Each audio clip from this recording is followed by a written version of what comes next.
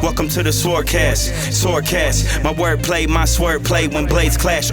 Welcome to the SwordCast, SwordCast. My wordplay, my swordplay when blades clash. Let me take you for a ride. The passenger doors slide up and all you see is the hammer with thorn side. My levels stay high, bars in maximum health. Due to all these hyper combos, the devil may cry. Grenade launchers cave your roof. When I'm triggered like Captain Commando going rogue, armed to the saber tooth. Strap bombs across the chest, turn to scraps. All you marvel at what doesn't make Capcom. Whether you a juggernaut that caught a slug or not, you get your head peeled. Gambit's card poured and Chris bled in the red field. Wesker could die too. I threw a fireball to lit the sky blue from within, but I'm no kin to Ryu. So what you offer? What I produce in the hawk eye of the storm and knock loose the armor off any author. That goes for most writers that know this venomous heat. I spit out fiery skulls from a billion ghost riders. Can't crack parts of the Iceman Blackheart for pushing my buttons as if it was A, B, back, start forward and up and down like a stock exchange. You look at one Dr. Doom, then the other Doctor Strange. Welcome to the SwordCast, SwordCast. My wordplay, my swordplay when blades clash.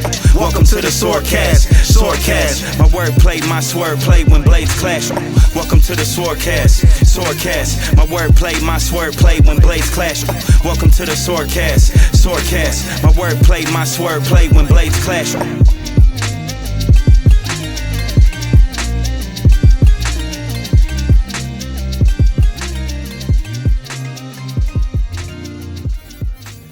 I know.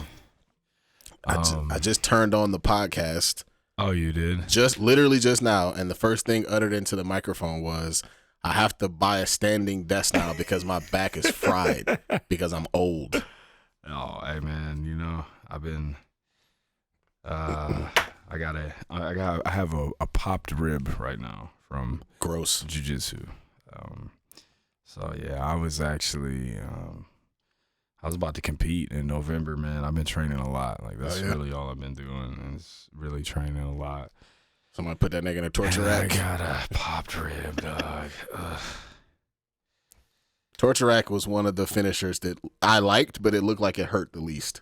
Yeah, I was always kind of like, my brother used to do it to me too sometimes. And I would just kind of be like, just kind of up here. It's kind of weird. I don't know if it hurts, but it's kind of. I also feel like it probably just jump off at any time. Just kind of fall off at any moment. And then like Lex Luger would do it, and he would like.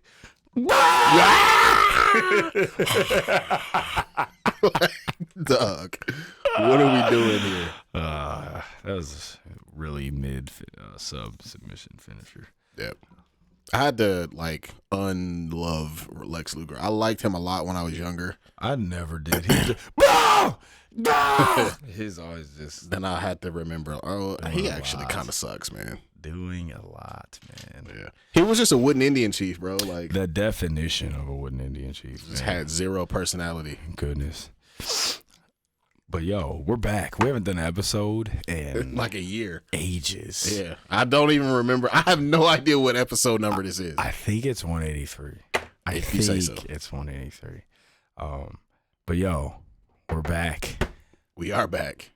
Welcome to the SwordCast. We're back. Episode 183 has been forever. And we are. I thought we were taking these off, bro. Oh, my bad. Yeah. Cyberpunk Rhapsody vinyl is here, finally. My apologies to everyone who pre-ordered this vinyl company, man. They're driving me nuts. They messed up the artwork, so then they had to go back to the drawing board, and the production just got delayed big time. But they're here, and me and Hero are signing them all for you before we ship them all out. As we pod. That'll be going on in the background. So here's the thing. I'm not used to signing stuff. And I recommend, so what we're going to do is we're actually just going to take the plastic off. We're going to do it on camera so you know that's what's happening. We promise to wrap it in all the appropriate stuff just because I don't have the patience to do what he's doing, which is like, he's like taking a sliver off and like putting it back together. Anyone who has ordered my vinyl, that's what I always do. But not going to be able to do it. When the Hero vinyl comes out, I'm not doing that shit. And I do plan on releasing some vinyls at some point, but I ain't doing that. He's not doing it, so we're not doing it. But they will be signed. But yeah, man, it's been a while. The album's out. It has. Are we really, signing the record too, or just just the cover? Okay. It's been really, really, really good experience. This album finally coming out and just doing some pretty dope numbers, man. The video for Steel Pack Titan Microchip has 75,000 views, which is crazy. I have not checked it in a while. But yeah, man, everything's going good with that. Me and Hero are performing at YumaCon, Yes, sir. which is the biggest anime festival In Michigan. Yeah, it's a big anime festival. I've performed there before. Honestly, I guess sometimes I forget that's where I met Mega Ran at. You know, I met Mega Ran at YumaCon years ago. Did we perform it? I know you've done it at least. This will be the third time, This will right? be the third time I've performed. Because the second time you and I did it together. Yes. And I think you had already met Mega Ran at that point. Because that was my first time meeting him, I think. Yeah, and that is my guy. And so we'll be doing that. But shout out to y'all, man, for selling out this vinyl pre-order. And the SwordCast is back. What are you into currently, my friend? Well, I mean, you know, this is that time of year where we're kind of obsessing over sports. Boy. Pistons preseason. Pistons actually look not embarrassing this year. I expect that they will be much better than people think. I don't think they'll be good, but for the first time, they got. So let's look at their first 10 guys. You got Cade Cunningham, Jaden Ivey, Malik Beasley, Tobias Harris, Jalen Duren. Then you got Tim Hardaway Jr., Ron Holland, Asar Thompson, Isaiah Stewart, and Paul Reed. Those are 10 unambiguously NBA level players. So you don't have the fringe NBA players. No, and at least 3 of those guys are like bona fide starters. Like bona fide will start any. Probably 4. Probably Tobias, Jaden Ivey. Okay, Cade, Tobias, and Jalen Duren for sure would start in like 90. A lot of 90% of like NBA circumstances. teams, right? Jaden Ivey would probably start half of NBA circumstances. Like last year, nigga, we had 1 starter. We had Cade Cunningham was the only person that I could say for sure would start in any situation. And I mean, and if he played for the Boston Celtics, he might not even start. Would you start Cade Cunningham over Yes, over Derek White. Derek White? Derek White's, yeah. I personally would, but there's some idiots who probably would say that like there are probably some people out there that think that Derek White is better than Cade Cunningham. There's people out here that think they know Yeah, I disagree, but basketball. But, so we got 4 clear starter level players, 10 clear NBA level players. Bro, there are 4 people that started for us last year. Started that aren't in the out NBA the anymore. league. That That's are gone crazy. out the league, bro. That's insane. At least, maybe more. Our whole bench from last year, with the exception of Marcus Sasser, is gone. Like That's insane. like That's also a big move forward, though. for sure. Like this is gonna be an NBA team this year. Like last year we were a G League team, flat out. Like last year we were a G League team, and Let me ask you this: how long do you think it's gonna take for how long do you think it's gonna take for sports media to stop with the clowning the Pistons? Yeah. We'd have to go on like a crazy we'd have to win like 40 games or like 30 or like make the play-in basically in order for them to stop clowning us. Like we've been killing teams, bro. We've been blowing teams out. They lost to the Warriors the other day, but they beat the shit out of the Bucks and they beat the shit out of the Suns in the preseason. And the only national news was the Pistons goofing off. Like I think and the Bucks, they were clowning us. I know. Because, It's like I sent you.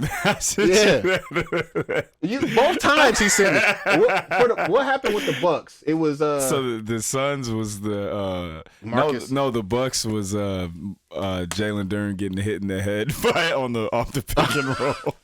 Right, they were like, Pistons in midseason form and fucking looking. They putting sound effects, the fucking cartoon sound effects in there. I was like, "What y'all doing over there?" We won by 40, bro. What do you mean? We won. We kicked the shit out of the fucking Bucks. And then when we played the Suns, it's all. I mean, they do be doing silly shit, bro. 40, bro. When we played the Suns, Ron Holland had a full-on wrestling match with with Royce O'Neal. What are we doing? But you know what? You know what I really appreciated about that? I love the fact that the refs did not call a foul or a tech. Because because refs, they usually don't like do that kind of shit, but they both understood like, nah, bro, like we having a little man off right quick, bro. Like, hold on, I gotta show this nigga I ain't scared of him. and the refs understood the assignment, which I appreciate. Usually, they'll give you a tech for knock it off. Quit being black. Right. We're not playing nigger ball. Nah, I feel you though. Yeah, man. So yeah, man. I'm excited about the Pistons. Got my season tickets as usual. Tigers had a little run. I'm not a big baseball fan, but shout out to the Tigers. They made a push. What sport is that now? Yeah, I don't know. Baseball or something. I'm kidding. Just relax. Not a baseball fan. Yeah, me neither. Bro, hockey guy now. Went to a hockey game. I'm a hockey man. Hero hockey guy. What? Went to a hockey game. Shit was fun. Can't lie. What's it's puck, nigga. Playing some puck, goddamn. Puck. I'm not a hockey guy. Me neither. I mean, I've always been like a casual hockey fan because I played. You know what got me into hockey, bro? Nigga, Wayne Gretzky 3D Hockey '98. Shout out to Edmund. Nintendo 64 with the fights where you could scrap. We had straight up. You had like combos you could do. You had like. I think if you pressed A and down C at the same time, you do an uppercut, knocking people out. Literally like a scrap mini game. Yes, you actually could scrap on. Yes, you could flat out fight, and the punch sounds were like. This is a weird. Okay, hold on. This is a very weird verb or adjective that I'm gonna use, but it's so accurate. The punch sounds were like wet. It sounded. They were sweaty. It was like. It was cold cocking dudes on the ice. On the ice. Cold cocking that's exactly the fucking word, bro. Cold on cocking the ice. Like just hands all cold from from being on the playing ice. Some puck, bro. If your goalie made a good stop, that nigga literally turned into a brick wall. And then if you do like a power shot, that game it was fire, fun, bro. If you did a power shot, you could knock the goalie into the yes. Me and my brother used to play that game all the time. I had that game for my whole childhood, and I never picked another team other than the Red Wings. Never. I played as Steve Yzerman every single time. I used to pick the Lightning. What was that? Is that Tampa Bay? Yeah, I used to like their jerseys, and of course, I picked the Anaheim. I did play with the Mighty Ducks. I used to pretend that it was the team from the movie. I remember Paul Correa. He was good on that game. I know a couple Red Wings names though. I know obviously Steve Yzerman. Yep. Sergei Fedorov. That was I used to pick Steve Yzerman, and Edmund used to pick Sergei Fedorov. And then what's his Konstantinov? Yeah, Vladimir Konstantinov. He got into like a real bad accident and was like paralyzed for like a big chunk of his life. Actually, I did know that. Yeah. And Slava Kozlov, he was good. And Osgood. Chris Osgood, yep. Goalie. Yep. Yeah. And Darren McCarty was the dude that was always getting the scraps. Yeah, Paul Coffey. Yeah, I know a couple Red Wings. Mike Vernon was the goalie. That squad was fire, man. Back in like '97, I think they won the cup that year, or '98, one of those years. The Stanley. Yeah, I know a couple hockey players from back in the day. Went to see Lucas Raymond, who is black. I'm sorry? Right. What? Got a black hockey player on the Red Wings who's biracial, and white folks don't know it. I typed it into Twitter. And somebody was like, "Why is Lucas Raymond on the list of black hockey players on?" Literally don't understand. That's like, bro's never seen a biracial person before. Like they exist. Biracial people exist. Goodness. And they're not black. So let's get that straight. So and then That's crazy. the Lions, bro. Lions beat the dog shit out of the Cowboys, but it took the leg of Aiden Hutchinson to do it, which was tough. So he's out for the season. That's too bad. The city is split right now. People are saying like, "Oh, we should hold the course, Trade for somebody, or we should trade for somebody." I'm kind of the mind. I don't really like Mike Valenti on 97.1 that much, but he did say something that I thought made sense, or he framed the make a trade in a way that made sense. He was like, "I don't know that the Lions, at like with the next man up mentality, are Super Bowl winning contenders without Aiden Hutchinson, right? Like with the guys you got, I don't think you can win a Super Bowl necessarily. So do you spend a king's ransom and bring in Max Crosby? Not necessarily, but to leave the absence of Aiden Hutchinson completely unaddressed, just like don't do anything, would be a mistake in my opinion. I mean, yeah, this is a guy that was, probably the favorite to win Defensive Player of the Year. Yeah. At the level that he was playing at, and sometimes it can be hard to replace that, which you're not going to. Yeah, and you don't need to. But you could also, do it by committee too. So yeah. So and again, like I'm sort of in a happy medium. I do think they should look at I think they should do something. I don't think they should sell the farm, and like you don't necessarily need Max Crosby, but shit, go look at what's the name from Hassan Riddick from the Jets. He's not going to be as expensive, and he's similarly good. He still hasn't even played, has he? I don't think so. What a God. Yeah, so, I guess he is kind of a knucklehead, huh? I mean, I don't know. I don't know what's going on with that situation. Yeah. Whatever the case, I think they should, and they will. They will consider their options, and we trust Brad Holmes. He's done an excellent job. So, but yeah, I still think. I was texting you while this was happening. I was getting really pissed off on Twitter. Like people were melting down on Twitter, bro. Yeah, that's I get really annoyed. You guys know I'm a Vikings fan, and I'll just kind of chime in about sports real quick. Yeah. The Vikings are 5-0, and it's just they've been like really good. Coaching staff, Brian Flores is amazing. The defensive coordinator, Kevin O'Connell, is the best coach they've had. I've been a fan since I was 10 years old, and Kevin O'Connell is the best coach I've ever seen them have. And just, they've been really good, and there's just the whole fan base is just waiting for something to go wrong. And I'm just like, why does everything have to be so negative all the time? Just ride the wave of, you know what I mean? Yeah. They're good. They're legit, man. You know what it is? It's because toxic. You see it on basketball Twitter the most, and it pisses me off, bro. Like toxic negativity drives engagement because they know my dumb ass is gonna react and be like, "Man, shut the fuck up," Right. And then they count on people like me to get their little. Like the worst thing that ever. I've said this before, but the worst thing that ever happened to social media is monetizing it so that you get money for going viral, because now like the currency of social media is virality. So people will do and say the stuff that they know will get clicks more than they will say the thing that actually makes sense. Facts. And it like causes people to be mean to each other because like instead of like saying a pointed argument, they just want to dunk on you just so it's like snappy and it's like and it's trendy. Agreed. And it's just made everybody mean.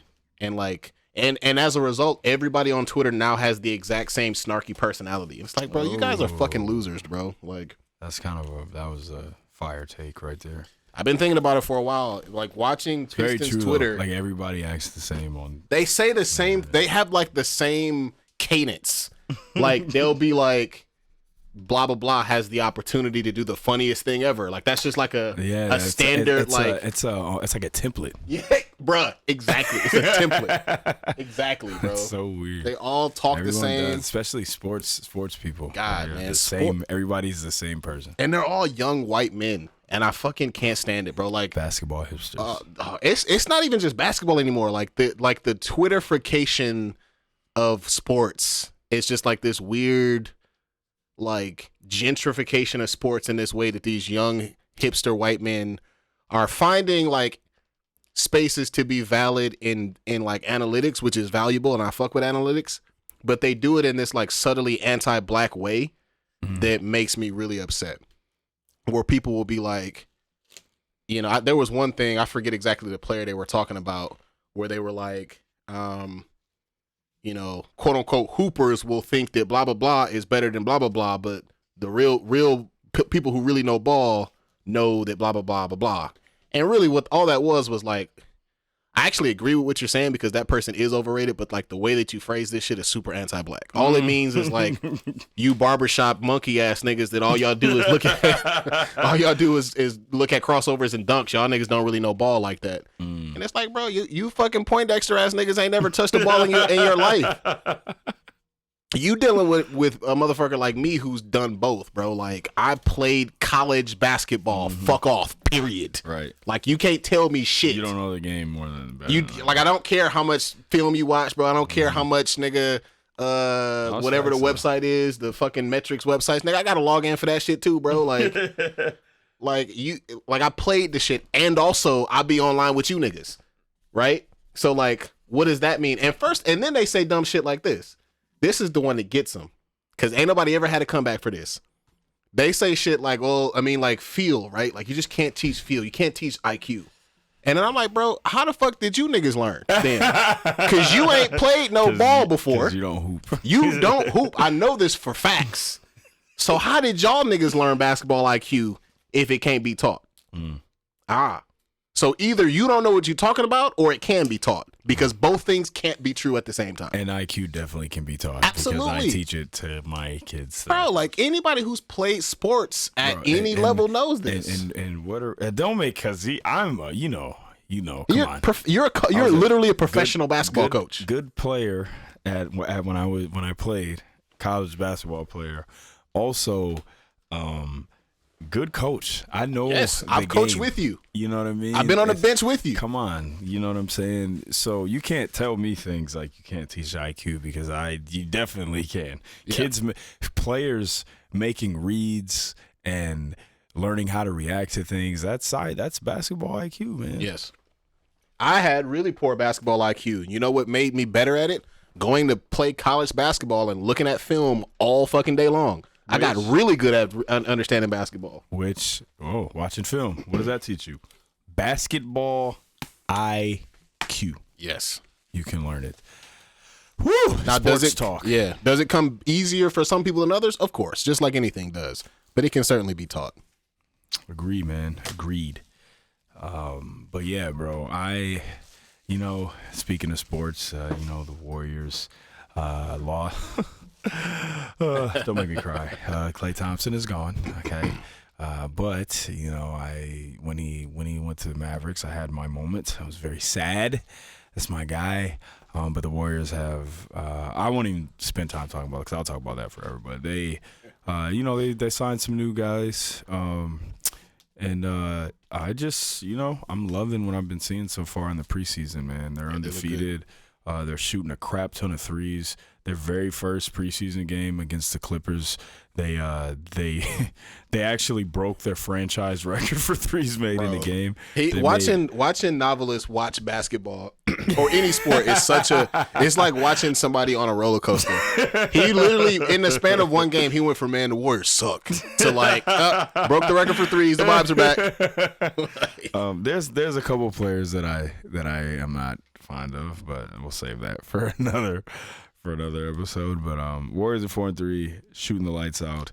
I'm excited about some of the newer additions. I still got to see what Andrew Wiggins is going to look like. He hasn't played yet because he was sick and he missed all of camp and hasn't played any preseason games yet. But he's supposed to play tomorrow, so we'll see what he looks like. But yeah, sports, more sports. But me, in general, what I have been into other than sports, so I went back and I started playing Spider-Man 2 again, and I forgot how good that game was. That game is awesome. That game is definitely an all-timer. So good. I went back and played that recently. They were showing all the Lord of the Rings movies in theaters. Nice. And I actually, as much as I love Lord of the Rings, I've never seen any of them in theaters before. Me neither. So I, me and Ash went and watched all of them. I saw all three in one day. No, heck no. So were you there for 4 days straight? But it was about 3 straight weekends. We went and saw all of them in theaters, and it was fire, man. Those movies are excellent, and then there was the extended ones too. So that was dope to see those in theaters. That was a big check off for me when it comes to films that I want to see in theaters that I've never seen in the movie theater before. Lord of the Rings was definitely up there for me. I really want to see Terminator 2 in theaters. You know what movie I never saw in theater? What? Is The Matrix. Ooh, you know what's crazy is I don't know if I saw the first one in theaters either. I know for a fact I saw the second one. Yeah, me too. The first one, we probably didn't because we were pretty young. Yeah, I was like in and seventh grade. And that or was something. one of those movies where, parents weren't sure about it. I think it was rated R, wasn't it? Or close. I think it's PG-13, but I think, but just the uncertainty of it. Yeah. Yeah, I'm pretty sure I've never seen that. Oh, that's kind of a big deal. I need to see that. Whenever it comes out in theaters, we got to make that run. Yeah, I don't think I've seen that in theaters either. But there's definitely a list of movies that I would like to see in the movie theater that I haven't. And Matrix would definitely be one. Terminator 2, Aliens. I actually just recently saw Alien in movies theaters. They were showing that. I saw that with my brother. Nice. Shout out to him. And speaking of, actually, before we get into that, quick wrestling recap. We haven't talked about wrestling forever. There's been a lot going on. I think, bruh, since the last time we recorded a podcast, I want to say like the entire wrestling world has completely changed since the last time we talked about something. I don't even know what the last thing we talked about, but just kind of the current state of wrestling. Bryan Danielson had won the AEW World Championship, which was amazing. He beat Swerve. That was excellent. And then he, his whole thing's been, once he loses this title, he's going to be done as a full-time wrestler. And he kind of went on to have a couple title defenses, wrestled Nigel McGuinness a couple weeks ago. And then, so the big thing was that Moxley came back. Blackpool Combat Club turned on Danielson, and it's been this whole thing between them. And they Wrestle Dream was on Saturday, and that was kind of the big thing. And John Moxley beat Danielson, and my guy is officially retired from being a full-time wrestler. And I gotta say, man, I was a little emotional watching that. That's one of my goats, man. I'm a huge Danielson fan, so I was definitely a little sad watching that. And I know a lot of people didn't really like the way that that it kind of went out, but Bryan Danielson's a psycho, man. Come on, he wanted it to be like that. But I'm just annoyed that Moxley's the champion again. Was it three times, 4 times? It's 4. Jeez. I'm tired of him. But yeah, man, one of our goats is done being a full-time wrestler. I love Bryan Danielson. His run in AEW has been insane. So kind of seeing that come to an end was, I'm not gonna lie, it was a little hard for me. Yeah. That's my guy, man. I love Danielson. So but we'll see where this goes. But I'll say this, man, I can't wait for Kenny Omega to come back. Any news? So he's been kind of posting some things of him working out with Kota Ibushi. So I'm kind of thinking they're gonna come back soon together. But hopefully not long, because AEW needs him now. But Wrestle Dream was good. It was a good show, man. Will Ospreay, Takeshita, and Ricochet had a triple threat match that I think literally may have been the greatest triple threat match of all time. Yes. Not lying. The match was crazy. But yeah, man. So, and then today at New Japan, King of Pro Wrestling, my guy Zack Sabre Jr. has finally won the IWGP Championship. So that was dope too. But yeah, moving on. We got lots to talk about. We've missed out on a lot of things. We have. You have not seen Alien Romulus yet. Yep, I chickened out. He chickened out. He was too scared. Literally. Like, I'm not even joking. Literally too scared. I did see it, and I liked it. I thought it was good. Good. I thought that it's kind of how do I put this? I think the Alien franchise has been kind of stuck between these two directions of are we doing Prometheus stuff, aliens, or are we doing Prometheus stuff? You know what I mean? Yeah. And I think that this movie did a really good job of getting back to the alien stuff. I'll Nice. say that. And I thought it was pretty good. And just kind of, I don't want to spoil it because you haven't seen it, but it just did a really good job of returning back to the things that made the Alien movies dope. Kind of the ship and there's the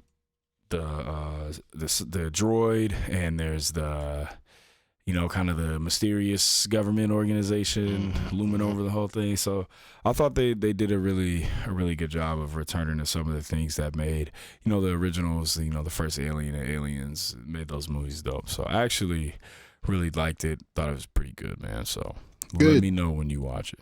I will. Black Myth Wukong, man. This is a game that we've been waiting for to come out for 3 years? Yep. About 3 years. I haven't played it yet, but I know that you have. So, what are your thoughts on Black Myth? I had quite the adventure with that game, bro.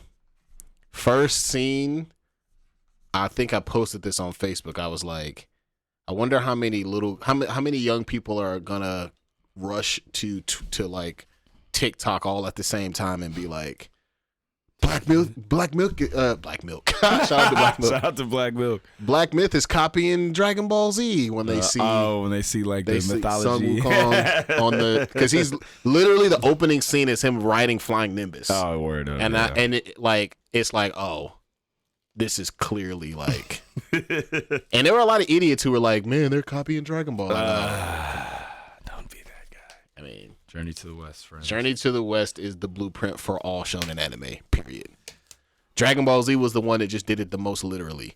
I mean, Dragon Ball is literally a retelling of Journey to the West. I love rewatching that show, by the way. Yeah, it's great. So good, man. God, I love that show. Me too. And it has everything, bro. Like, you've got like an Ox King character, even though he's not like he's very different from the Ox King in in Dragon Ball for sure. You've got like a boar character, which I think is what Oolong was based on. Okay. But he plays a very different role.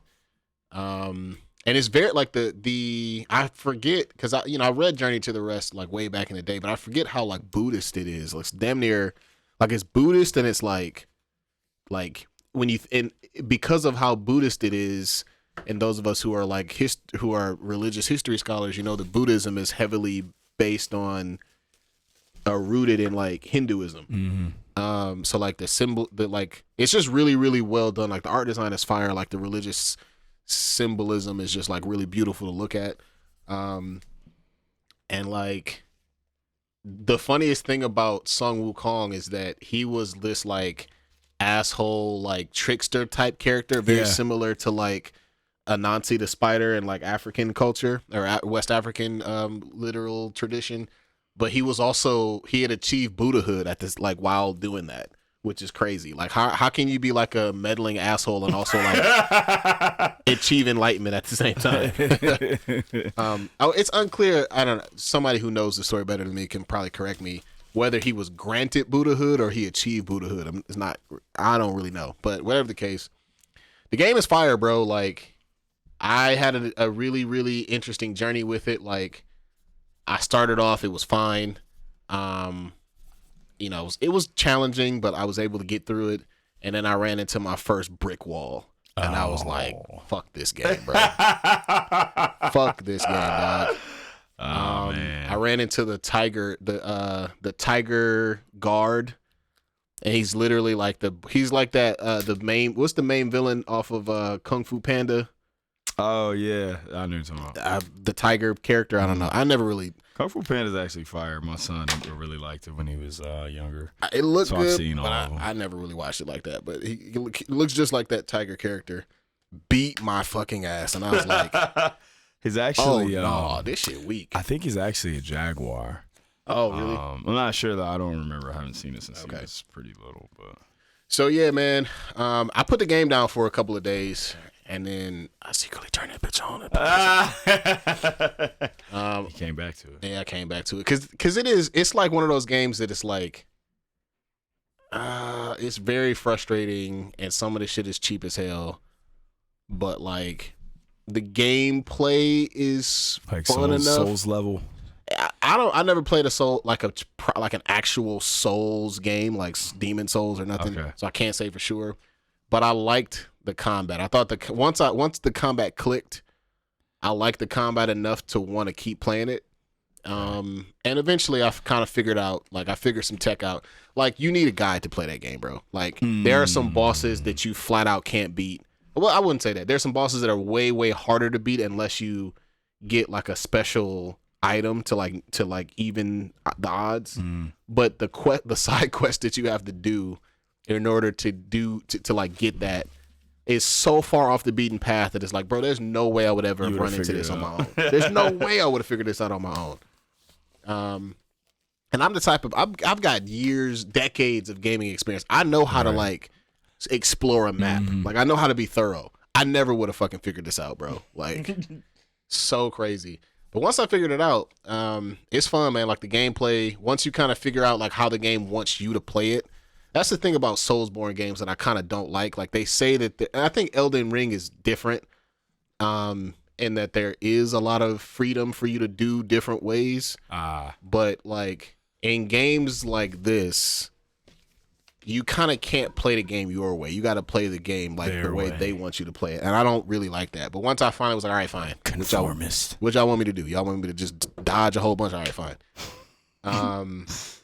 I got pretty good at it, and I did beat it. I did beat the final boss. So like you have this opening battle against this god called Erlang, who I'm sure is significant in the lore. I don't know the significance, but you just never see him again. Like, that's just it. Like, the final boss in the game, this is maybe a mild spoiler. I won't say it. I will leave it for y'all to play. But there are two different bosses, and in order to beat the final boss, the true ending, you have to complete all the secret areas in all of the stages, which again you can't do unless you fucking have a guide. But yeah, bro, it was fun, bro. I can't lie, it was fun. My favorite. So instead of, there isn't like a deflection mechanic or like a parry mechanic. It's just all dodges. But the way that you can have fun while playing it is using magic. So the most common magic spells that you use are stasis, where you like freeze somebody in place. And the one that's probably the most famous is the pluck of many, which is where it's basically Kagebushin no Jutsu, where you like pluck out a piece of your hair and like you make clones of yourself. That's fire. And they all just jump around the map and just like beat, and they just like fight on their own. That's really dope. Yes, it's dope, man. Like, it's they have the Dragon Ball, I mean, not the same character, but they do have the Dragon Ball dragon. They have Shinron is on this game. That's fire. Except he's just a part of like a bunch of other dragons. They're all like, there are like 4-5 dragons. They're all longs, which is what dragon, I think that's what is the word for dragon in either Cantonese or Mandarin. So one of them is, am I wrong about this? Maybe that's not true.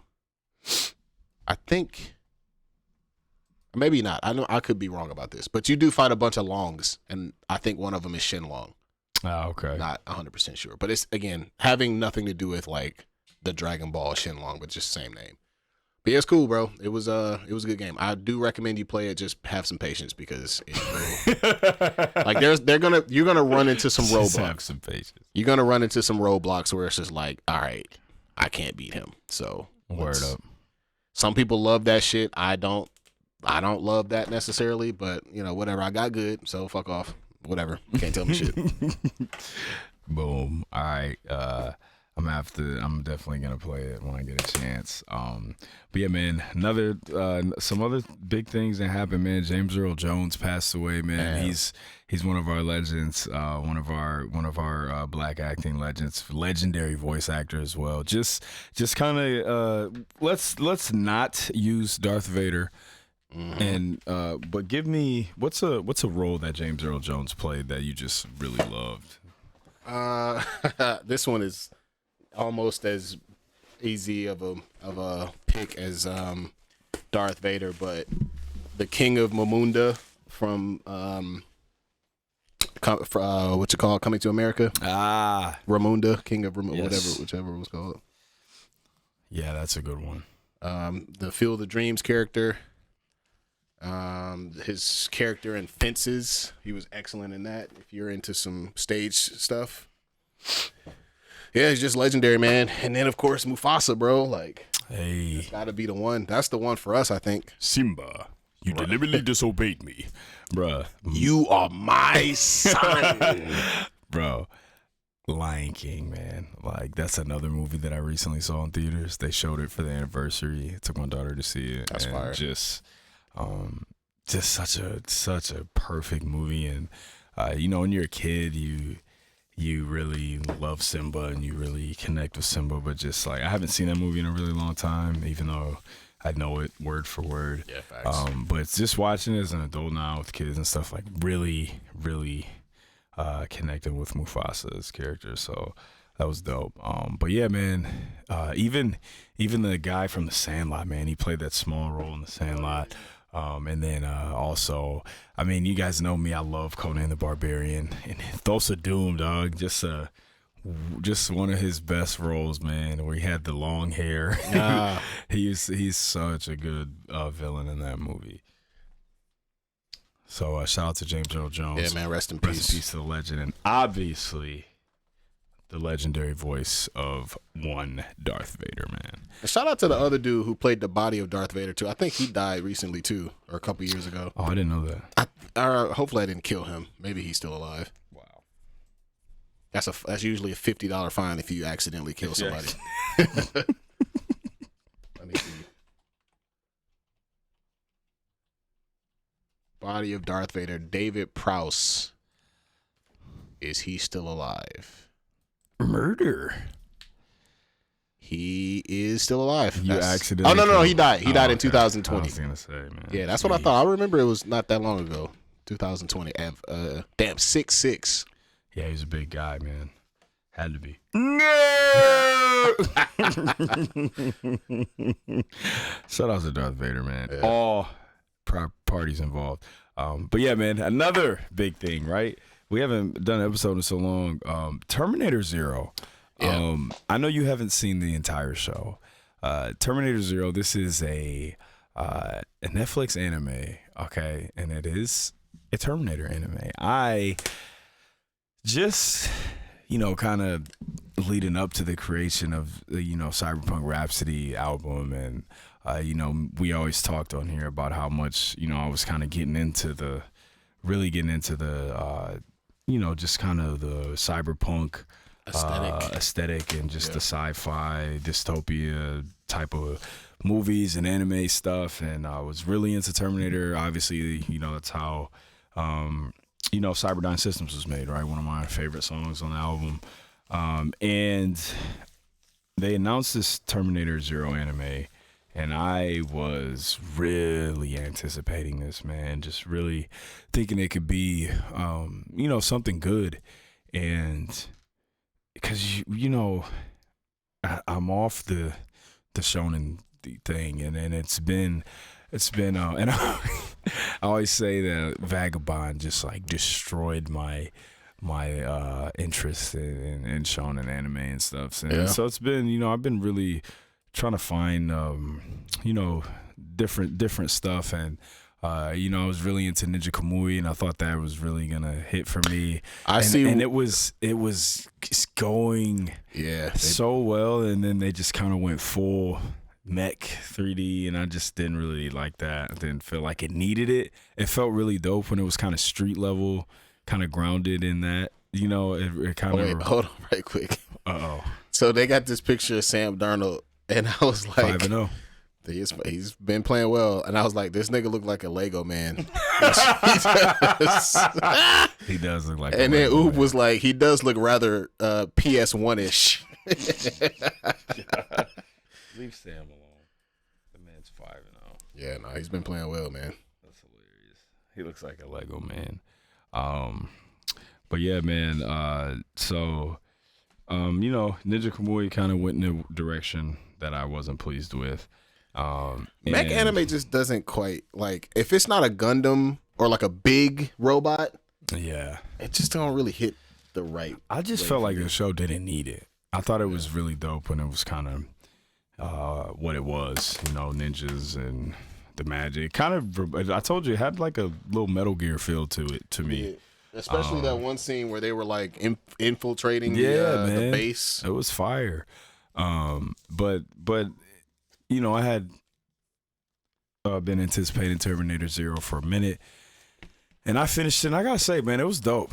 I really liked it, and I'm really kind of looking forward to see if they do another season. I thought it was really interesting.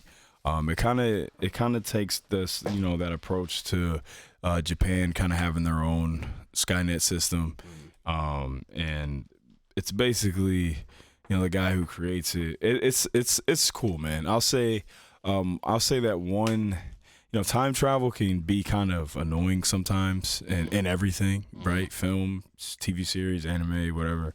But I do think that the Terminator franchise is kind of done. Well, I'll say this for the first Terminator movie and Terminator 2. You know what I mean? Done a cool job of dealing with time travel. And I think this show does a good job of it as well. So Terminator Zero is dope, man.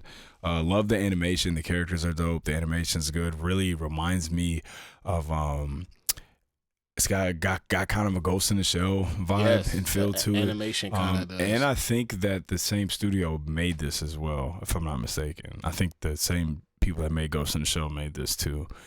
So you can really see you can see the similarities.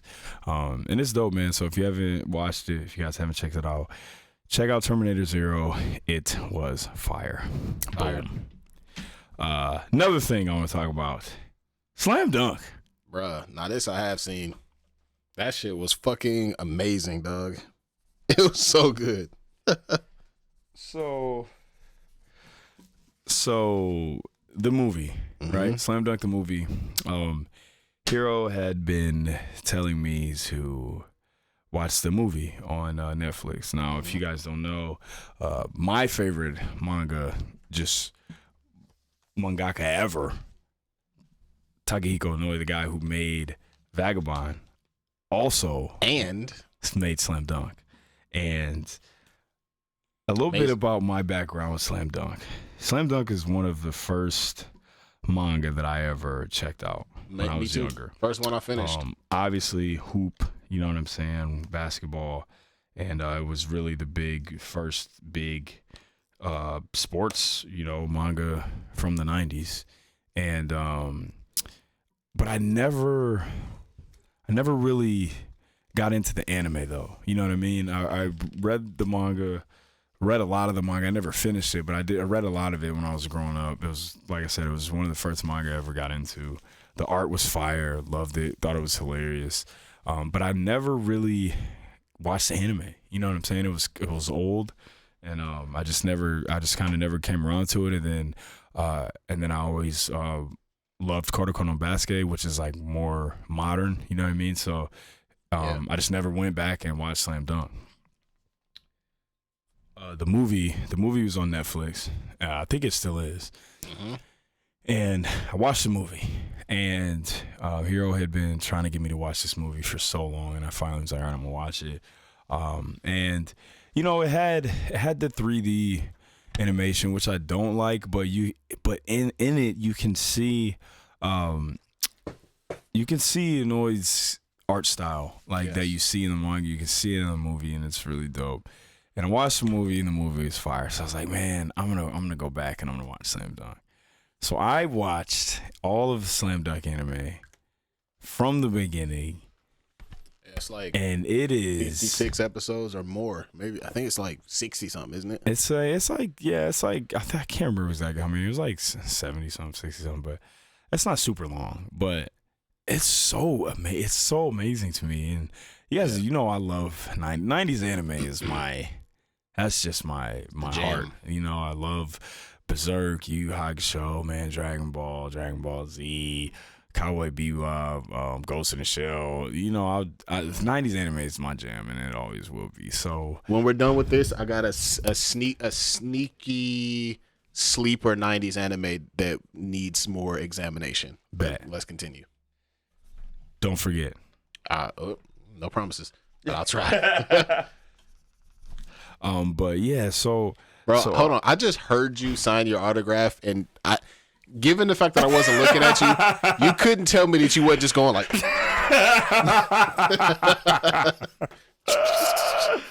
Hey man, you know, but yeah. So I go back and I watched Slam Dunk, and I was blown away by how good this was for it to be such an old anime. You want to talk about not only does it just have that 90s anime aesthetic, like, and I'm talking about the animation down to the shoes, the clothes, like it's such. Hanamichi went to the store and got some J's. Come on now, and the shoes are real. It's crazy. Yeah. It is crazy. They had some David Robinsons, I think, in there. It's insane, and just the way that you know, and then the characters are excellent, and then you have the way that every player, you can just tell that this guy is a huge NBA fan, right? Like every player is kind of inspired by an NBA, you know, by a kind of an NBA player. Around that time period, the way they play, and another thing that I really love about it is how every player or every skill is just made to seem so important, and I'm talking down to ball handling, to passing, to shooting, to rebounding. You know what I mean? To defense. They just do this incredible job of making every single skill in basketball seem like it is so important, and they do that through Hanamichi in a way where he thinks he's good, but there's so many things, and he always finds out that once he gets good at something, he can't do something else. And it's not always like I guess you know, like a skill that we see, right? It's sometimes it's something small, you know what I mean? It's not always like boxing out. Yeah, like it's like Slam Dunk is a Hoopers anime. Yes, it is really a Hoopers anime, and it's such a classic, and I loved it, man. Like it's one of my favorite anime of all time, top 10 easily for sure. And I just, like I said, I was just blown away by it. So we might not do it this episode, but next episode. We're gonna do a draft of Slam. We're gonna draft the starting 5 from the characters of Slam Dunk, and then we're gonna kind of have like NBA comparisons for each character. Facts, so we're gonna do that on the next episode, man, and that's something that we've been thinking about and wanting to do. So yeah, man, it's gonna be fun when we do that. So if you haven't watched Slam Dunk, man, you guys need to check it out. It's fire. Agreed. And also, let's talk for a second about the anime or the movie. The movie, in my opinion, has some of the best animated basketball that you'll ever see. It's ridiculous, and like that's a scene, why there's a scene where fuck. Why can't I think of his name now? EG number 9 for. Oh yeah. This is gonna kill me. He's one of my favorites too, and I can't remember his name. Slam Dunk Sawakita. That's right. Mm-hmm.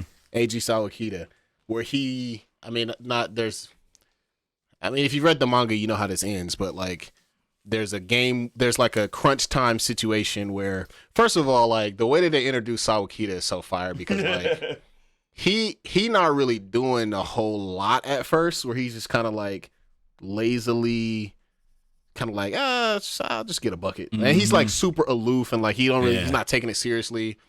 And they're thinking to themselves like, bro, he ain't even really cold like that. Like they say he the best player in Japan. And then there's a scene where Rukawa is like he's taking on the challenge because everybody was Rukawa's he's so yeah, he's a demon, bro. Like, but he's the original Sasuke, bro. Like, no, he is, and Hanamichi's the original Naruto. Facts. Rukawa was taking the challenge personally. Oh, they said this nigga was the coldest in Japan, but like, nah, bro, I'm the coldest in Japan. Like, I'm the young dog. So he goes at Sawakita, makes a move on it, pulls up and yams on their whole squad. and then Sawakita was like, oh, straight? Okay.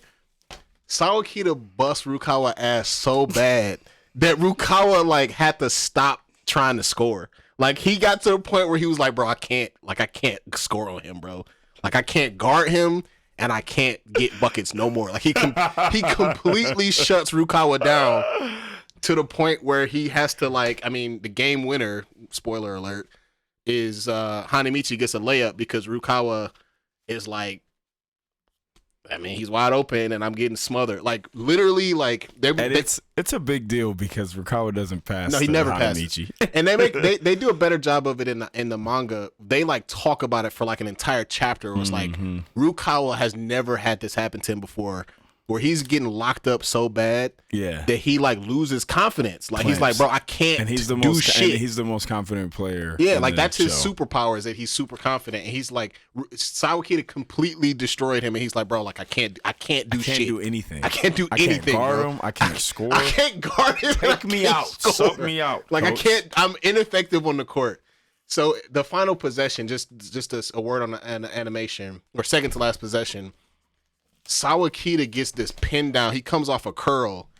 And you already said it, but the basketball animations in this movie, guys, it's insane. Everything from the shooting form to the way that guys finish at the rim to the dunks, the screens and the dunks and the moving without the ball and the changing speeds and the first steps when they clearly had like CGI like people doing basketball stuff, like clearly.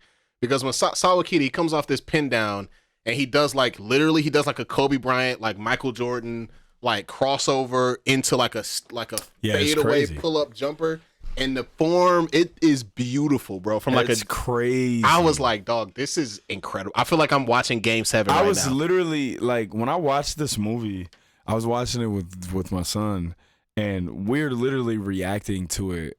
Like we're watching a real basketball game. It was so hype, bro. Crazy. And the entire... And that's what the show is, too. Yeah. You watch this anime, and you are literally reacting to the games like you're watching an actual basketball game. Yes. It's crazy. Like, getting mad when they be mad. Like, bro, come on, man. Come on, box out, It's crazy. You ain't gonna guard somebody. It's crazy. It's insane. And, like, the way that they do the final possessions in the movie is fucking incredible, bro, because it's like the entire thing happens in silence, or it's like a heartbeat, like crazy. All you hear is like a heartbeat. I was like, bro, this shit is so intense, like literally great. Edge of your seat standing up type of moments. It's crazy. And also we forgot like the main character of the anime or of the movie is Maki. I mean not Maki. Maki plays for the other team. The guy who may or may not be black with the Jerry curl, Miyagi, the point guard. Yeah, and like Miyagi has an arc where he keeps turning the ball over, like in the beginning of the game, and he's like, "Bro, like, what you mean turn the ball over? Like, I don't turn over the ball. Like, what is this?" And he has his moment where he's like, "All right, like, they need me to put this mug on a string," and he get the. And it's just fire that the film focuses on him and his story. Yeah. So it's really good. It's really good, man. If you guys and you could totally watch this movie without having seen the anime. Too. Yeah, I hadn't seen the anime in years, and I had damn near forgot how the manga ended when I watched it, and this was like a perfect refresher. Yeah, so definitely watch the movie. It's on Netflix right now. I don't know how long it's gonna be on there, but definitely check it out. Netflix be tripping with shit like that. So yanking stuff off of there. Yep. Oh, so before we move on, the 90s anime, speaking of Netflix, that I think deserves a closer inspection. Bro, Ranma 1/2, dog. Yeah, I used to like Ranma 1/2. Me too. It was a little I haven't revisited it as an adult. Me neither. And I think I will. So Netflix is doing a remake right now, and the first 2 episodes were fire. Because it's still hilarious. Oh, it's a remake? Yeah, it's a remake. So it's a comedy first and foremost. It's a comedy. But I have forgotten how many. There's some hands in there, kind of. Like, they do. It's martial arts. Like Ranma is flat out like he nice. Like he flat out like his profession is that he's a martial artist. Like that's what he does. The first 2 episodes were really good, and I was like, damn, I used to love this show back in the day. So I think I'm gonna rewatch the original while I wait for the episodes to come out on Netflix. So. That's dope. I didn't know they were doing a remake of that. That's cool. Yep. Have to check it out. But yeah, man. And all right, man, I know we have had so many things to talk about on here, but there's another movie. This time, we've both seen this film. Ah, yes. Transformers 1, dog. Man. This movie was fire. Super fire. Easily the best Transformers movie in... I think ever. To me. I'm not going to argue with you. I like the 80s movie, and I won't lie, I really like the first Michael Bay Transformers movie. I like the first and the third one. The third one was fire. Dark of the Moon is fire. I do think it has too much human involvement in it, but I will say that the human involvement in the third one isn't as bad because it involves the Decepticon plot, right? It's not like just kids in college and that type of stuff. You know what I'm saying? So, but this movie, man, this was one of the biggest surprises of a movie that I've gone to see in a long time, man. Because we both had low expectations. I did. I had low expectations, and because I don't really watch trailers. So I saw the first teaser, and I was just kind of like, like this is dope. It's a Transformers origin movie, right? Like real origin movie, going back to early days on Cybertron. So like before the shit that they didn't really suss out until like the IDW comics, right? That kind of shit. Which I used to be kind of hip to that. I was the little Transformers guy back in the day with Orion Pax and yeah, man. So first of all, I think that Into the Spider-Verse has changed everything. Changed the animated film game forever. Because they've all been cold, man. The Turtles joint was fire. Bro, Mutant Mayhem was fire. Across the Spider-Verse. I wouldn't be surprised if we just started seeing. It's not even just these types of movies, like that Wild Robot movie. I haven't seen that yet. But I heard my gosh, I saw it with my daughter. That movie is great. How sad is it though? Because I'm not really in the mood to be sad about shit. I asked my daughter because she saw it once before I had seen it. And I said, "Is it sad, Nova?" I was like, "Is it sad? How sad is it?" Yeah. I need to be in the mood for that. I literally said the same thing. I said, and she was like, "There's sad parts, but it's not sad." And there are sad parts, but it's a good movie. But just animated films in general, I feel like Spider-Verse has really just changed the animation game. I agree. In this movie. Again, it was a huge surprise. I thought it was great. I thought it was funny. Yes. I thought the humor hit. The Transformers lore that was in this movie was crazy. Yes. Although I think they either. Oh no, they changed some stuff. They changed a lot of stuff, but because correct me if I'm wrong, and I might be. I think I am actually. But for some reason, I thought the Quintessence didn't. I thought they created the Transformers. And I actually don't know, but you could be right. I do know that they did change. They changed some things. Yeah, like all of the prime. I don't think all the primes existed at the same time. I don't either. I don't think all the primes existed at the same time. But just getting some of the just some of the lore with not only the primes, but seeing a character like Alpha Trion, right? Like being in the movie for a minute. That was dope. And just some of the lore involving Megatron and everything was really dope. But just this movie, I thought the pacing was really good too. Like it was one of those movies, it was one of those situations where the journey kind of gets going a little earlier than you expect. And then you're like, oh, there's going to be time for some, like, you know what I mean? Like, the journey kind of got going a little fast, and you're kind of like, because, how many superhero origin movies do we see where the movie takes so long for them to kind of get to where we need them to get for the fun stuff to start happening? And then by the time it gets there, that's like, oh, he's got the suit on and there's 7 minutes left in the movie. You know what I'm saying? Something like that, right? This movie kind of hits the point in their adventure pretty early. So I was kind of like, yeah, there's a lot of time for some action here. You know what I mean? And that's what happened, and it was dope. The action scenes were crazy. The little Easter eggs were really dope, man. Yeah. I went to see it with Jay, and me and him were just pointing out Transformers in the background and stuff, and then having the Starscream was in there, and Soundwave and Shockwave. That was dope. And then you kind of flow the whole situation with Starscream's voice, you know what I mean, and how his voice got like that. And just the arc of Megatron, man, the way that they kind of told his story, and seeing him just kind of descend further and further into becoming the villain was awesome. Okay, so I did a little quick research here. It seems like nobody fucking knows because there's a bunch of different things that may or may not have been canon. But there was one story where the Quintessence did create the Transformers, but I don't know if that's canon or not. You're right. I'll take it. I know I read that somewhere, bro.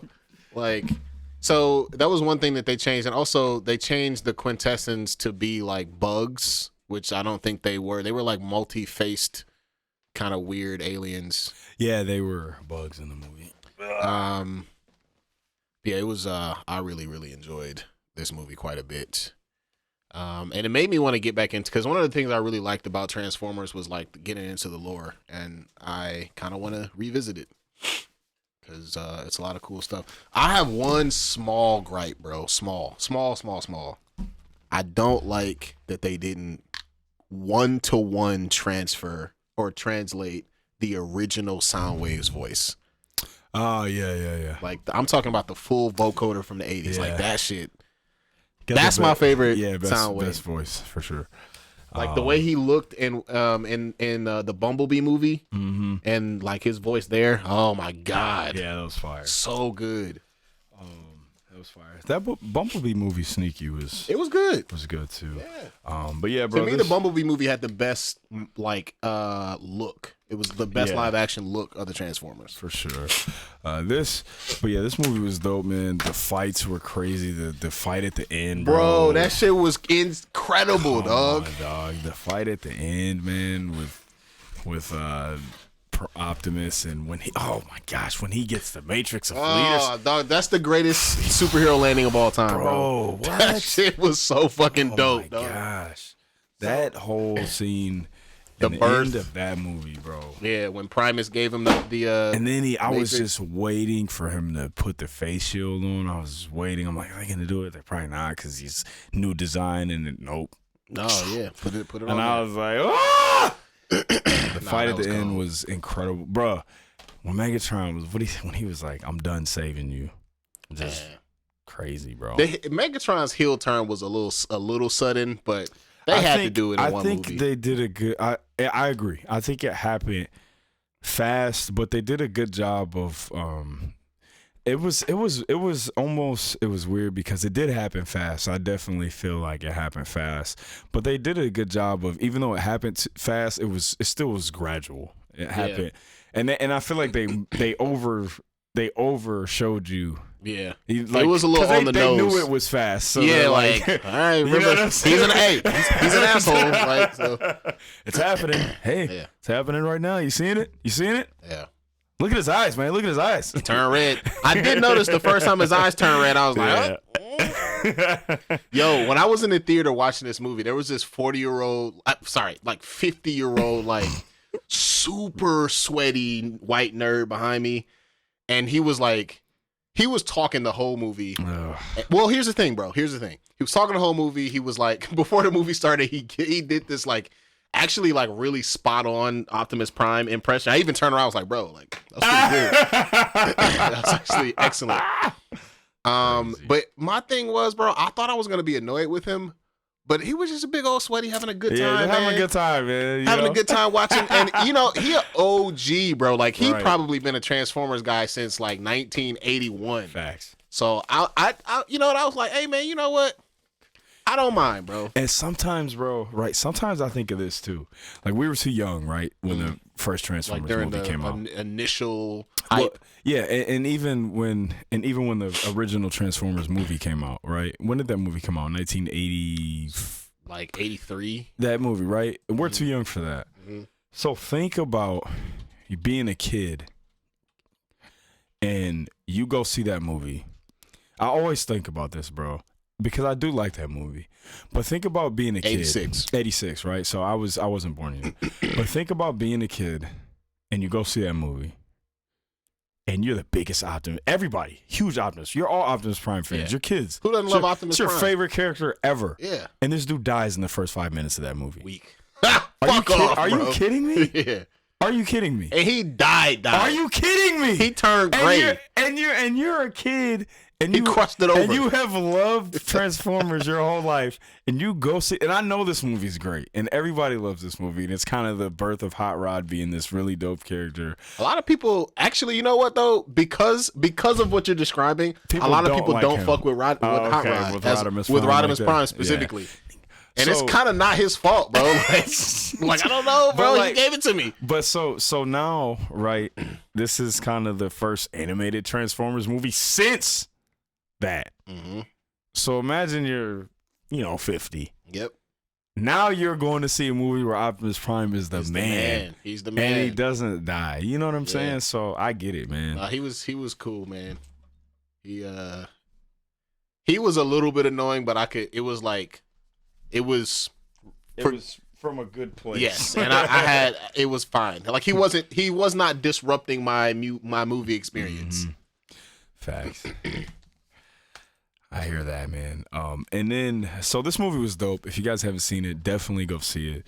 I honestly think it's probably my favorite Transformers movie. I do love Dark of the Moon, which is the third one. I love the 80s animated movie, and I love the first Transformers movie too. So, but this movie is really good. Animated films are just on another level now, and you guys definitely should go see it. And I cannot wait for a sequel. Oh, also Bumblebee was hilarious, and it was very ironic because obviously in the Michael Bay films, we are used to seeing Bumblebee not be able to talk. And then in this movie, he wouldn't shut up. It actually kind of made me sad, bro. Like, damn, that sucks. He's never gonna be able to talk anymore. Right, bro. So he was funny, but yeah, man. Definitely go see that.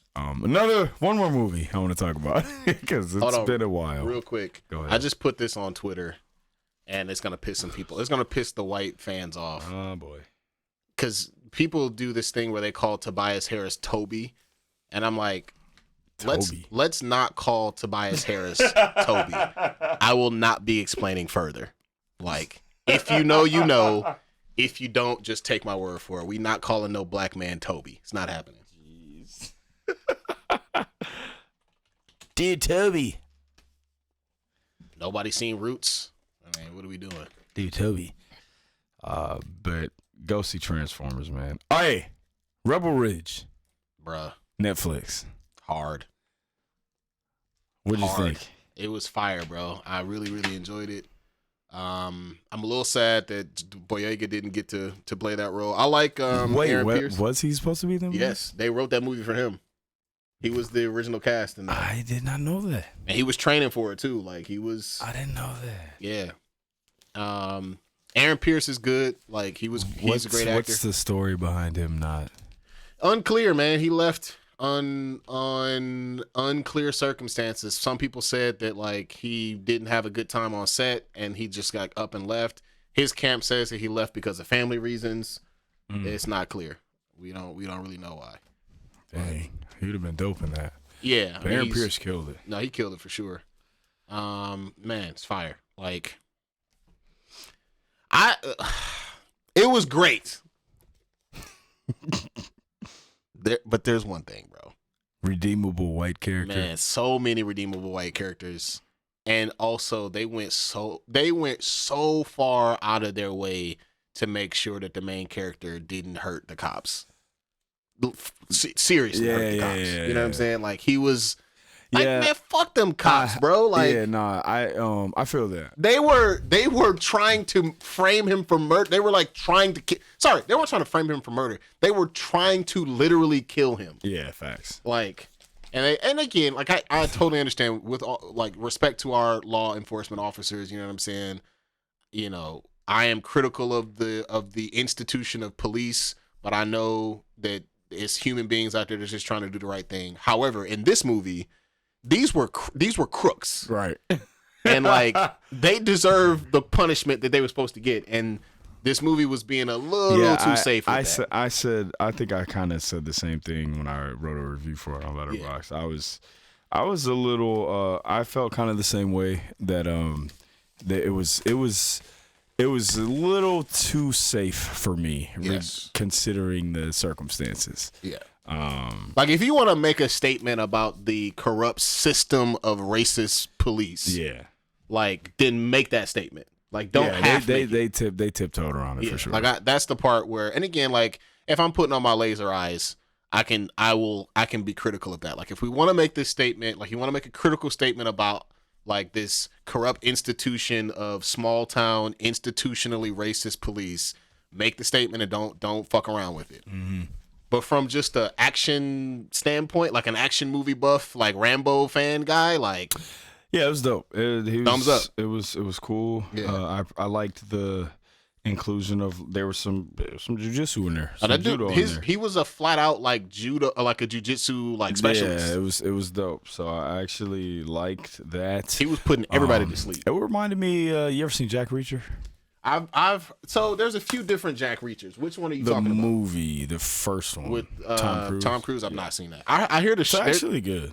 They got a show now. I heard the show was actually better than the movie. Yeah, they say the show's fire. I haven't seen the show. Yeah, but Jack Reacher is one of the few Tom Cruise movies I actually like. Tom Cruise is just, I don't know, man. He's not something about him. He just white guy, just all American sort of. Never been the greatest actor in my opinion. Like, he's just a movie star for the sake of movie star, and I'm not. He kind of falls in a similar vein as like Brad Pitt, but Brad Pitt is actually a better actor than him in my opinion. Like Brad Pitt can hit some dramatic notes. Tom Cruise is just Tom Cruise. Like he just runs. And his Top Gun, like Maverick. That's all. That's it. And Show Me the Money. You know what I'm saying? Like that's. Yeah, man, that's him. But yeah, so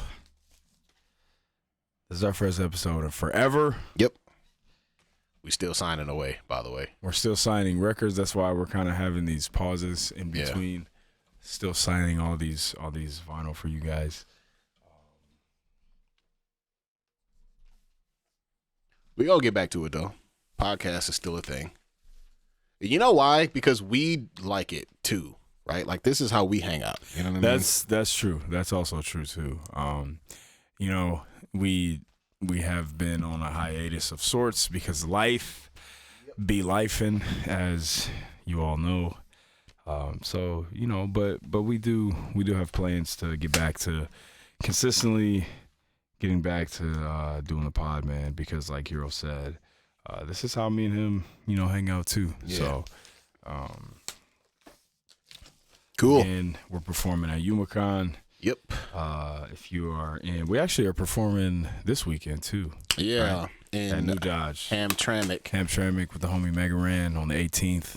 Friday. How it's already October 18th, I have no idea. Bruh. Oh, we got to do a Halloween episode for sure.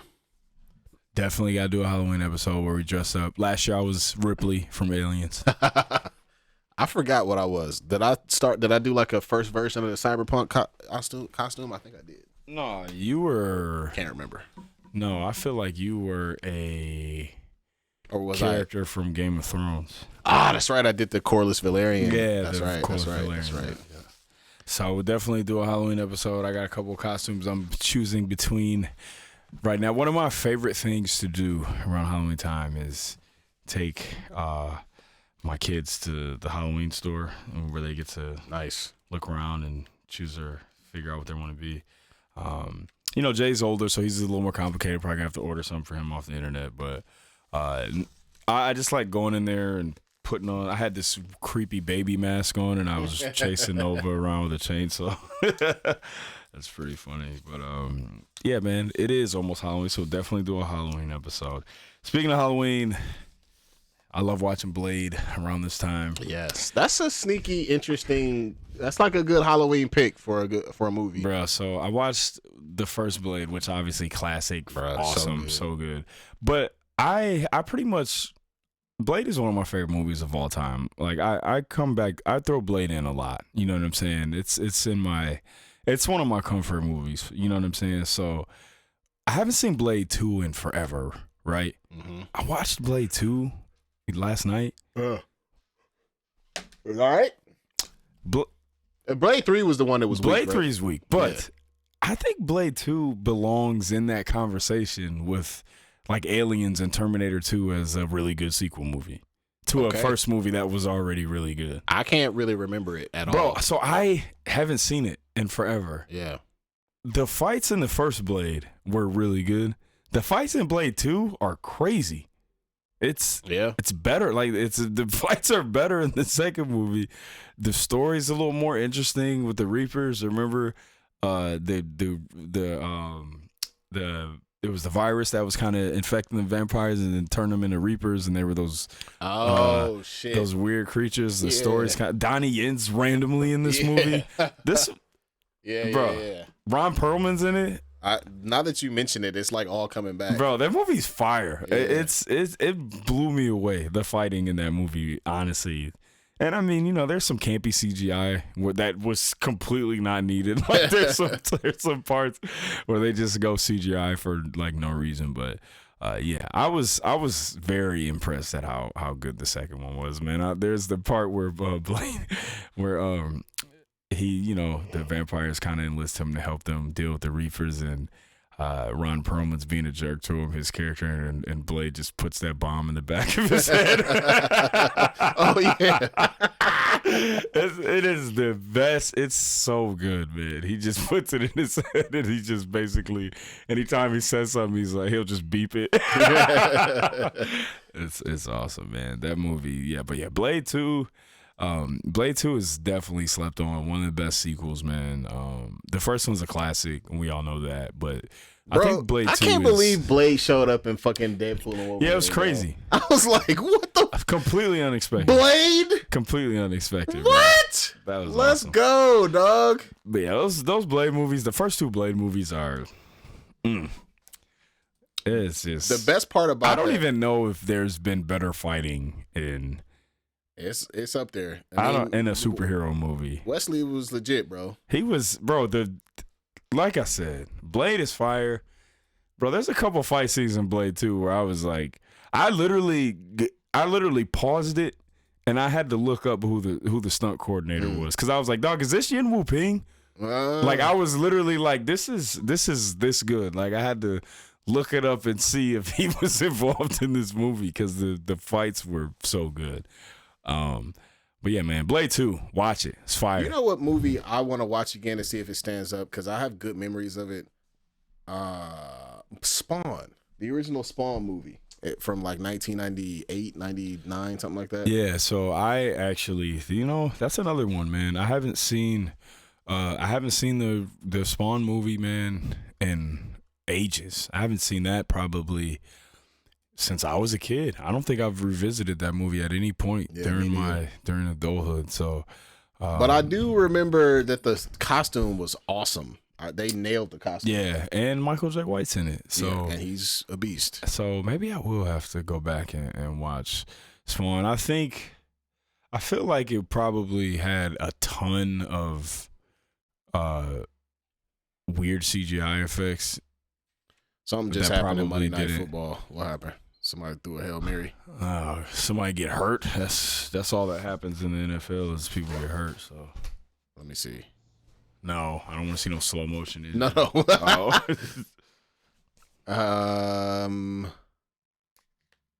I believe that.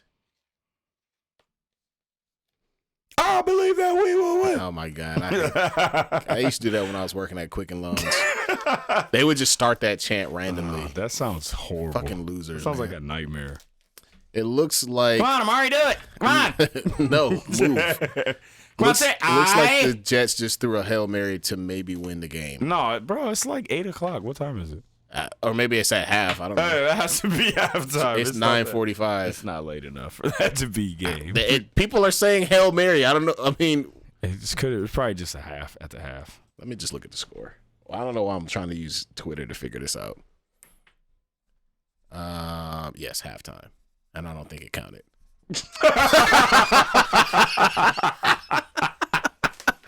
so halftime. I don't think it counted. So just disregard. Literally doesn't matter at all. Losers. That's hilarious. But yeah, man. Episode 183. It's been a minute. I did have a top 5 that I wanted to do, but I kind of just want to call it and then come back with the slam dunk draft in the next episode. I'm with it. So we'll do some scouting. Yeah. I've been doing a little scouting. We'll do some scouting. We'll get our I got a big board. We'll get our big boards together, and in the meantime, you guys watch Slam Dunk, man. It's actually the anime is actually on Netflix right now. It is. I know all y'all got Netflix. Right. They literally just put it on Netflix, which is so weird. So, okay, listen, the energy around which you said, I know y'all all got Netflix. I'm with it. And here's why. As an adult. Stop asking me where you can illegally watch stuff, bro. If you don't pay that $5, you ain't got $5, bro, to pay Crunchyroll or whatever, $7. Bro, I can't stand when anime fans are asking me where to watch something. I'm like, Crunchyroll. Go to Crunchyroll and pay that $8 or whatever. Where, bro? If you don't support. Bro, if you can't afford $8 to watch your cartoons, but if you don't, you got bigger problems. If you don't support the industry, man, these animators be getting they get destroyed. They be getting destroyed like every week. More mush. Right. What you mean you ain't got season 2 ready yet? I just started it yesterday. No, it comes out tomorrow. What do you mean?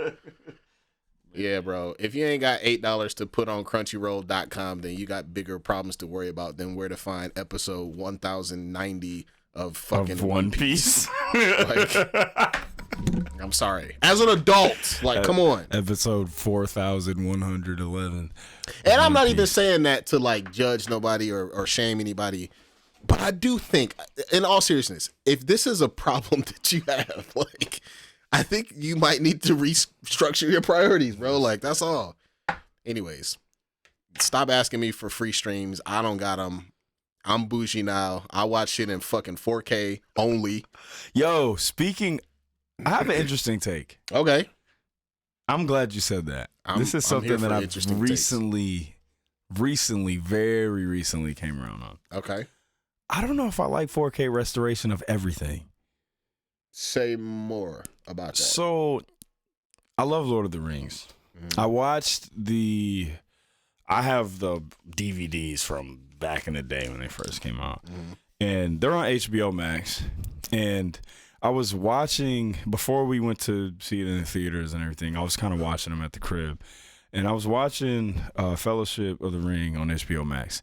And I don't know, I was watching it and I was like, for some reason, I don't like the way this looks. I don't know why. So then I put the DVD in. And I was like, I kind of like the graininess of the DVD. I don't know if I like it being super cleaned up like this. You know what I'm saying? And there's some parts that look kind of weird because it's so, you know what I mean? It's like too crispy. And there are parts that look weird. Like in Return of the King, the part where Eowyn, the girl, remember she fights the Witch King of Agmar at the end. That whole scene like sucks to me in 4K, but watching it on like the DVD, it looks fine. But I just feel like there's certain parts that almost, and I hate saying it because it sounds stupid, but they almost look too crispy, and it makes it look weird, especially if it's like a CGI effect or something. Oh, you know what I mean? I know what you mean about the CGI. I think it can make CGI look bad if it wasn't like. If you're trying to upscale some like 1998 Nintendo 64 graphics, and put them on your PS5. I always think about that meme. It's like me in 1998. God, technology's never gonna get any better than this weak ass graphics. The graphics is trash. I swear, bro, Nintendo 64 was such a good system, man. But like the whole block graphics. And you know what it was? This is where we thought the game had changed. The upgrade from Nintendo 64 to like Dreamcast. Oh, it was crazy. I was like, bro, like that was insane. Dog, graphics ain't gonna never get no better than this shit, bro. Like this shit is perfectly. Dog, I go back. Literally cubed. I go back and look at my favorite game of all time, Shenmue, which I still love, but boy, them graphics weak as hell, dog. Weak. Oh my gosh, man! Like that whole era. Yes. Of games. It was crazy. But I do always say I think technology was at its peak with all the like transparent oh my god, the Game Boys and the Nintendo 64s you can see through them. The iMacs and all of that. Yeah, those things were cold. They say Paul George got hurt again. He better not be on my fantasy team. I don't think he is. Bro, I'm sitting here. We did shout out to the SwordCast. We had the for everybody in the Discord. We had the SwordCast fantasy basketball draft on Saturday, and the draft was at 12:30. So I'm sitting here coaching my travel team. That's crazy. And I'm literally coaching high level. Too, right, and just checking my phone at the end at every couple seconds, and my players are like, "Coach, is that a fantasy draft?" Like, Dom asked me that, and I was like, "Yeah." He's like, "Did you get anybody good?" I was like, "Yeah." I'm like, he's like, "Are you done?" I was like, "No." Move, get out there, right? So, go hoop. Yeah, you know what I'm saying? So I'm sitting here coaching and doing the fantasy draft at the same time. It was pretty interesting. Yeah, it was pretty interesting. I like my team.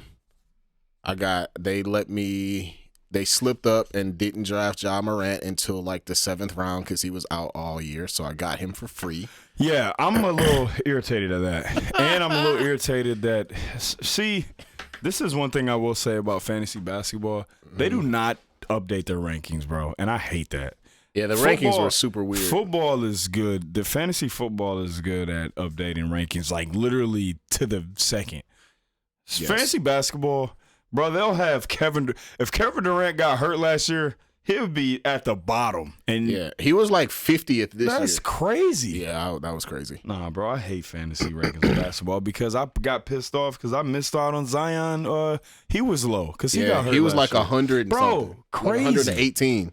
And I would have got him when I felt like I should have got him. Yeah, he was on my draft board for a long time. I was trying to see how long I could wait, but I ended up missing him.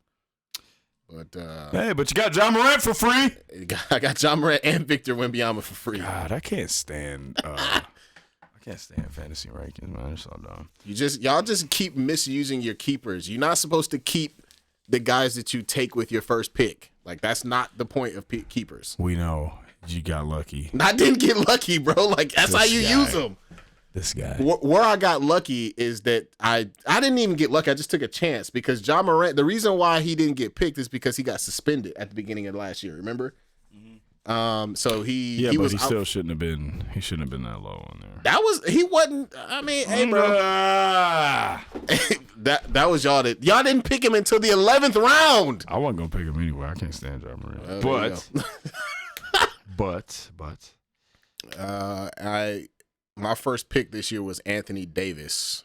Which my first pick. Yeah, all right. First pick was Anthony Davis. How you feel about that? And your keeper was Wemby. I got blocks. I'm gonna be winning most weeks with blocks for sure. So your keeper was Wemby. Your first pick was Anthony Davis. Was there a player that you wanted before that kind of went that you had your eye on that maybe got drafted? Oh, for sure. Your son, my fucking nephew, who was out here picking his guys. Only, bro. We got to coach him up. This kid.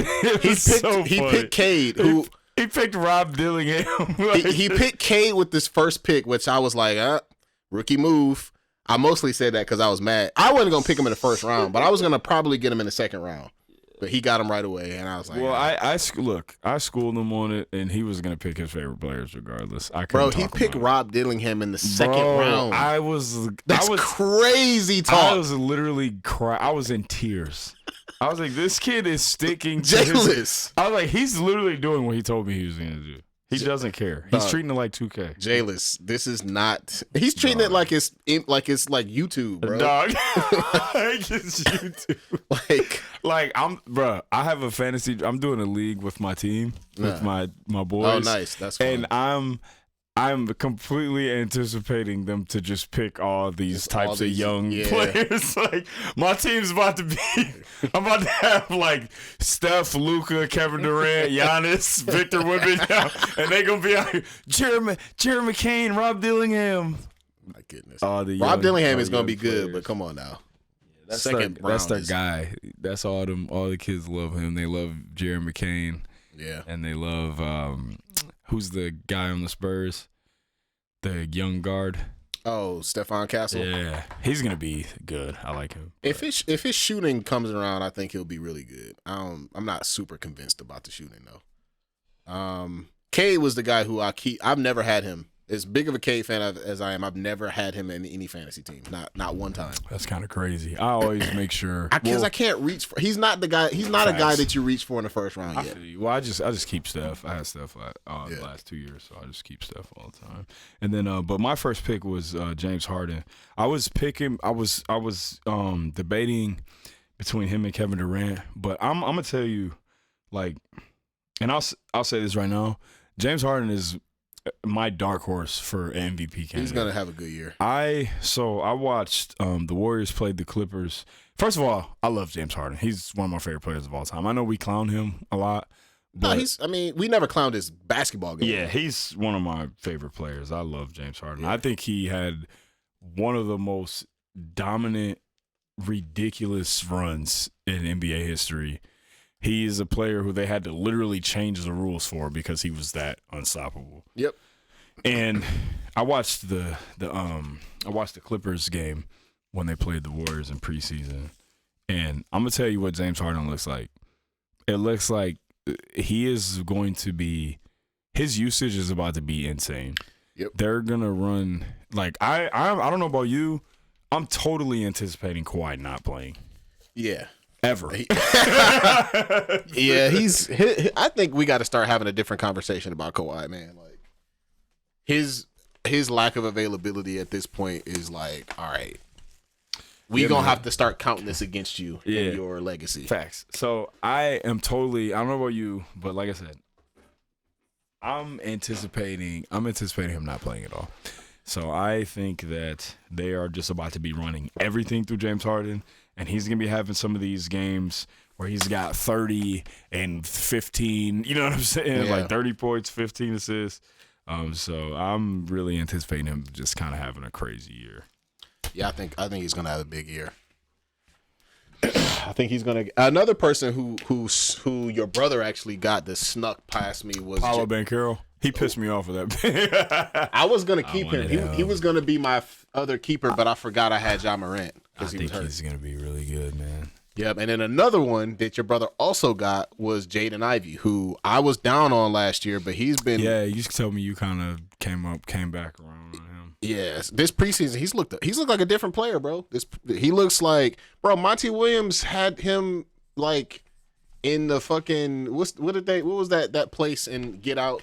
In the sunken place, bro. Like he looks like a totally different player this year, bro. Bro, coaching matters. I don't So care much, what bro. nobody says. Coaching matters, man. Like bad coaching. I think coaching, bro. I think because bad players, coaching hurts worse than good coaching helps. Big facts, because players will shut down Yes. and they will just not play. They just won't. It just ruins their whole. Like once you lose your confidence. Yeah. What good are you? That was my whole thing in college. Was when I got confidence, I was like our maybe second or third best player. Facts, Why but not?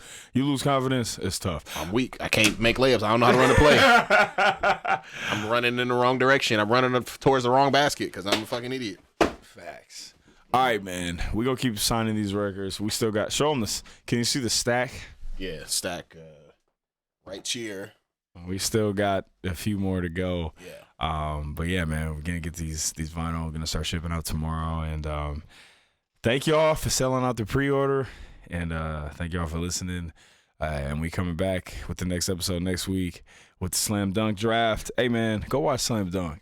It's not just the players. It's not just the players on the main team. There's some hoopers in that show, man. Yes. Some very, very good players in that show. Shout out to Maki. Shout out to Akira Sendao. Man. And I think that I know a lot of us are in this community are fans of Naruto. I think if you guys watch Slam Dunk, you will see how much this show inspired just showing anime in general. For sure. A lot of the character archetypes are right there in this show. Yes. So definitely make sure you guys watch Slam Dunk. Peace.